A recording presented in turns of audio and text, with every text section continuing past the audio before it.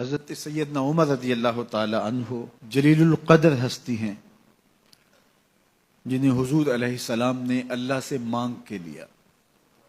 سارے صحابی رسول کریم صلی اللہ علیہ وآلہ وسلم کے مرید ہیں، لیکن جناب عمر میرے حضور کی مراد ہیں۔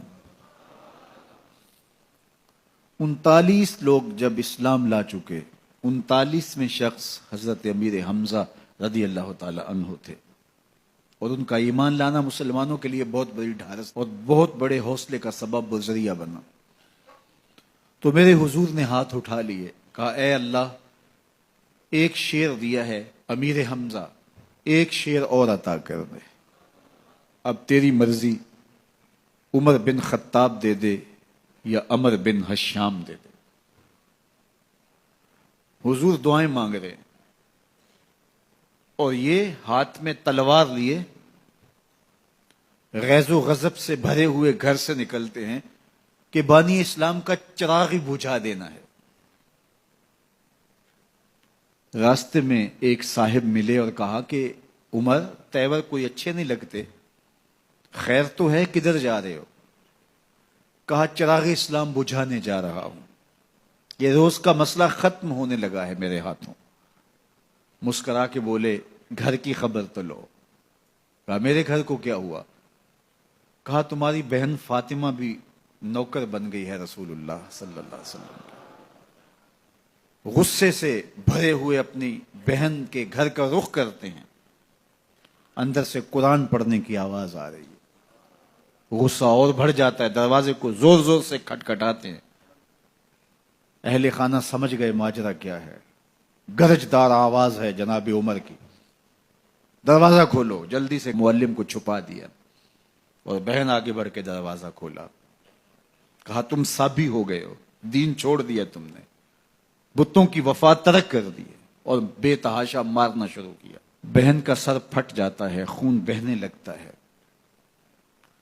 اور یہ مارتے چلے جاتے ہیں۔ فاطمہ بنت خطاب بولی عمر تم خطاب کے بیٹے ہو، سنو میں بھی خطاب کی بیٹی ہوں، جو ظلم جو جبر کرنا ہے کرو، میں محمد عربی کا دامن نہیں چھوڑوں گی۔ سوچنے پہ مجبور ہو جاتے ہیں وہ کون سی طاقت ہے جس نے بجلیاں بھر دی اس کے اندر۔ کہا جو تم پڑھ رہے تھے مجھے بھی سنا سکتے ہو؟ کہا تمہیں غسل کرنا ہوگا۔ عمر اپنے بدن کو دھو رہے ہیں، میرا رب دل دھو رہا ہے۔ اتنے میں معلم بھی قرآن لے کر آ جاتے ہیں اور قرآن کی تلاوت ہونے لگتی ہے۔ طٰہٰ ما انزلنا علیک القرآن لتشقیٰ، 14ویں رات کے محبوب چاند، ہم نے قرآن اس لیے نازل تو نہیں کیا تھا کہ تم مشقت میں پڑ جاؤ۔ بے تاب ہو گئے، کہا عمر کی عمر برباد ہو گئی، مجھے لے چلو حضور کی چوکھٹ پہ۔ تلوار حمائل کی ہے، بہنوئی ساتھ ہیں، اور حضور کی بارگاہ میں حاضر ہو رہے ہیں۔ دروازے کے سوراخوں سے دیکھا تو صحابہ تشویش کا اظہار کرنے لگے کہ عمر آ رہا ہے، تلوار حمائل کی ہے، ارادے اچھے نہیں لگتے۔ جناب امیر حمزہ نے کہا دروازہ کھول دو، اچھی نیت سے آیا تو استقبال کریں گے، نیت اچھی نہیں ہے تو اس کی تلوار سے اس کی گردن کاٹ دیں گے۔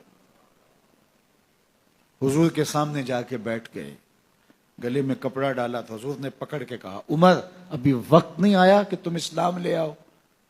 یہی وقت تھا عمر کے اسلام لانے کا۔ لبوں پہ کلمہ جاری ہو گیا،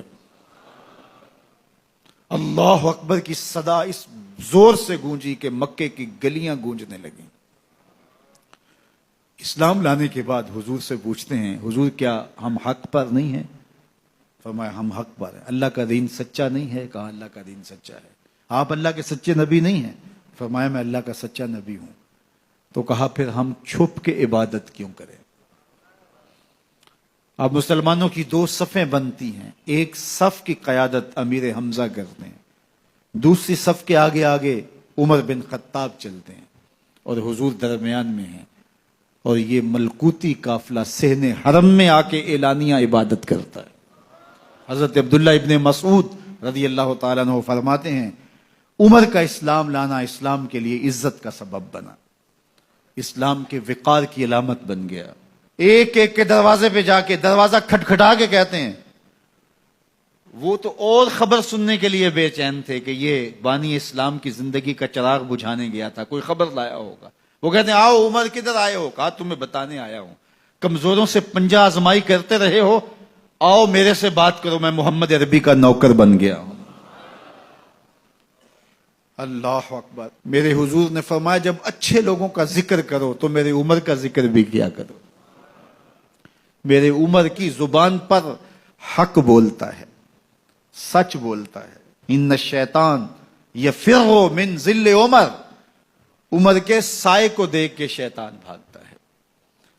اللہ اکبر۔ اسلام لائے تو زندگی کی ایک ایک سانس اسلام کے لیے وقف کر دی، حضور کا پہرا دیا، حضور کی ناموس کا پہرا دیا، حضور کی شریعت کا پہرا دیا۔ اسلامی فتوحات پھیلیں تو پھیلتی ہی چلی گئیں، کبھی مصر فتح ہو رہا ہے، کبھی ایران فتح ہو رہا ہے، آرمینیا تک مسلمانوں کی افواج پہنچتی ہیں۔ 22 لاکھ مربع میل پر حضرت عمر رضی اللہ تعالیٰ عنہ کی سلطنت پھیل جاتی ہے۔ عدل و انصاف کا دورہ ہوتا ہے۔ زمانے نے دیکھا کہ غیر مسلم بھی عدالت میں کھڑا ہے تو اسے خوف نہیں ہوتا تھا کہ میرے سے ناانصافی ہوگی، اس لیے کہ حکومت عمر کی چل رہی ہے۔ وہ بھی مطمئن ہوتا تھا کہ میرے ساتھ انصاف ہوگا۔